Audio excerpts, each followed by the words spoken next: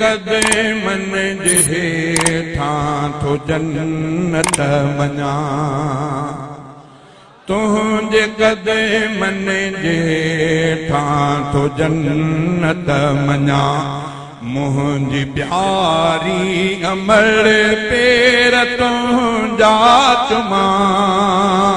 तुझे कदमन जे हेठां थो जन्नत वञा तुझे कदमन जे हेठां थो जन्नत वञा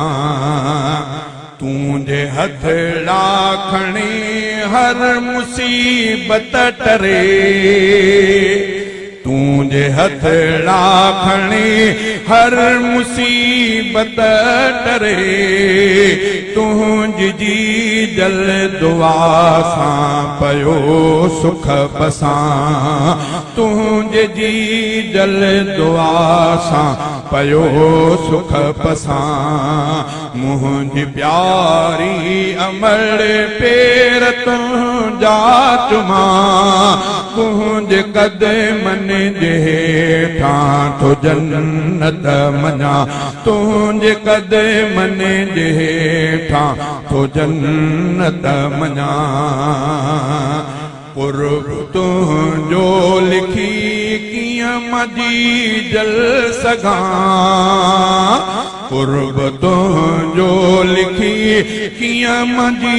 जल सघां तुझे शफ़क़त मथां साहु सदके कयां तुझे शफ़क़त मथां साहु सदके कयां मुंहिंजी प्यारी अमर पेर तुंहिंजा चुमां तुझे कदमन जे हेठां थो जन्नत वञा तुझे कदमन जे हेठां थो जन्नत वञा रब मिठे जो ॿुधो मूं ही फरमानवा रब मिठे जो ॿुधो मूं ही फरमानवा उफ़ न तिन खे चओ साफ़ सच थो चवां उफ़ न तिन खे चओ साफ़ सच थो चवां मुंहिंजी प्यारी अमर पेर तुंहिंजा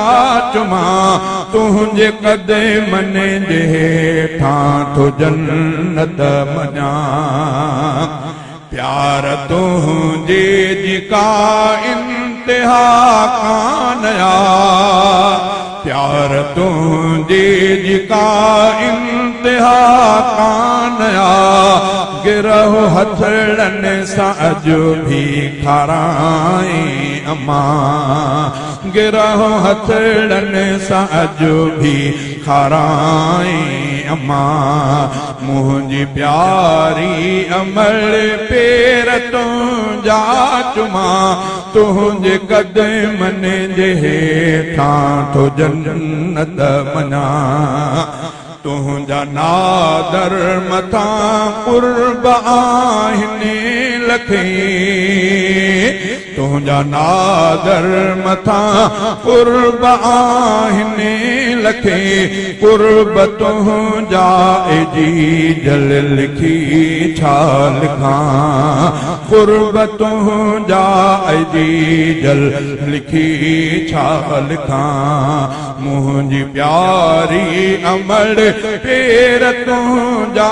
चुमां तुझे कदमन जे हेठां थो जन्नत वञा।